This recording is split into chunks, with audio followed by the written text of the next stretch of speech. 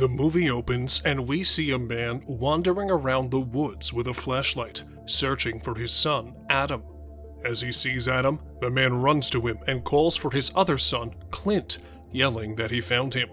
The focus moves on to Adam, and we can see that he is staring at something in the distance. The focus shifts to the dark woods, and we can hear some strange voices coming from the deep forest behind the trees.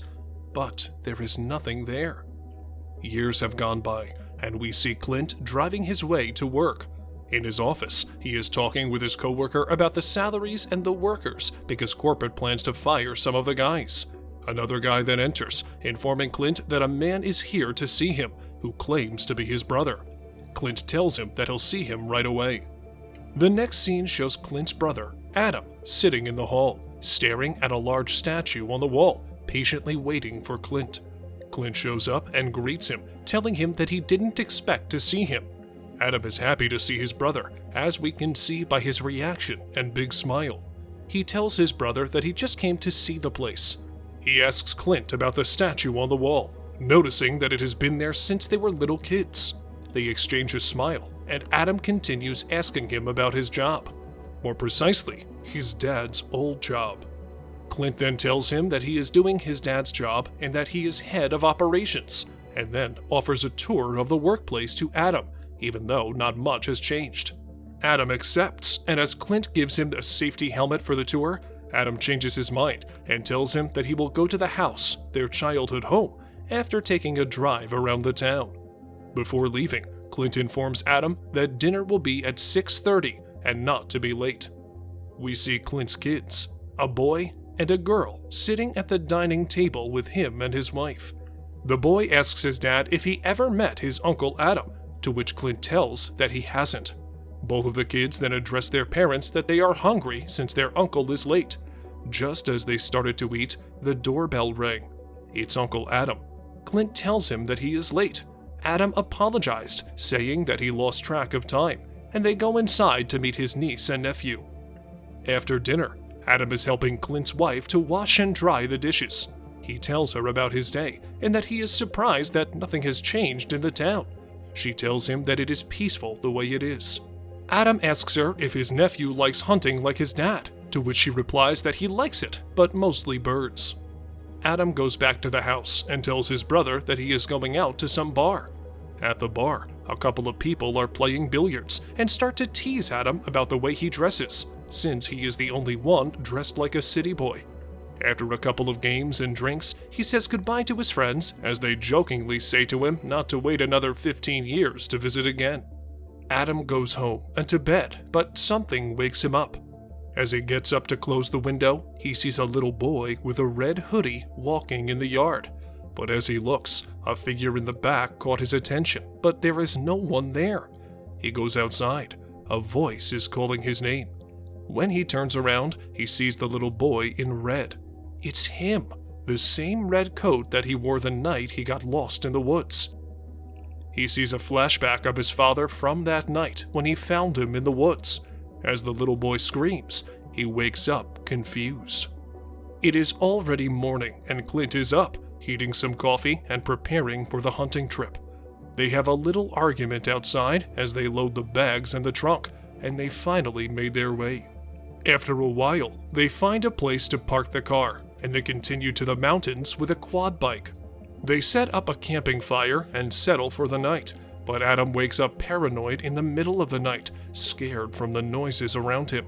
Clint tells him to go back to sleep and that he is probably imagining things since everything is louder up there. In the morning, they took their things and continued up the mountain. They hiked their way up when Clint finally noticed deer antlers in the distance. He aims his gun, but Adam shoots it from the other side. They begin searching for the deer, but it's nowhere to be seen. As they search the area, they hear a loud noise, like a hurt animal. They got scared a bit, but they moved on to set up a fire for the night. They sat by the fire, making dinner, which Adam is not happy with. But they started talking, and Clint asks Adam why he came back after all those years, and why he wanted to go hunting since Clint only wanted to go camping. Adam looks at him and tells him that he has nightmares and dreams, but Clint cuts him and tells him that dreams are not a reason to go hunting. Adam looked very stressed, so Clint told him that their dad would be happy to know that they both went hunting together to cheer him up, but it didn't work. Adam wakes up again from a nightmare. It is already morning. They go their way when they see a pile of blood on the ground, but the shot deer is nowhere to be found. They hike up a hill, climb some rocks, and they see a cave with deer antlers all around. Adam started to walk faster, away from the cave, as he heard some voices, but falls off the cliff onto some rocks. Clint runs for him and goes slowly down to help him, since Adam broke his arm. They go back to the camping place, and Adam asks Clint what was the thing they saw. Clint is worried and tells Adam that he thought that Adam didn't recognize the place, since the last time they were there together is the night Adam got lost. But Adam tells him that he doesn't remember anything from that night. Suddenly, birds started chirping loud, and something pulls Adam from behind. Clint rushes to get him, and Adam, all panicked, and yells that they should go home immediately. Clint gives Adam the gun and tells him to shoot anything that's not him while going to look for the way back. But a few moments later, Clint yells to Adam that something is going his way. He tries to shoot it, but the thing catches Adam and drags him away. He goes after him in the cave, but finds Adam dead.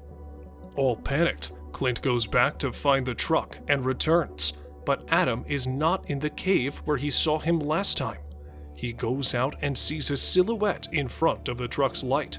He hears voices all over, and when he turns back, he sees a man with black eyes and immediately knocks him. Then they are back at the fireplace. Adam just woke up, disoriented, asking what happened.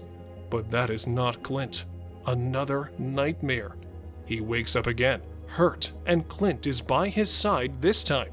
He tells him they are almost back to the truck and that he was unconscious the whole time. As they prepare to rest for the night, something starts to move again. At one moment, Clint's eyes turn black and he falls while something grabs at him. In the morning, Clint wakes up on an empty field and rushes to find the path to the truck. But as he moves, he sees Adam's body bound on some antlers. He puts his body in the trunk and drives home. His wife greets him and asks about Adam. Just before Clint can answer, she says, "Oh, there he is." Subscribe for more videos like this and turn on the notifications so you never miss any of them.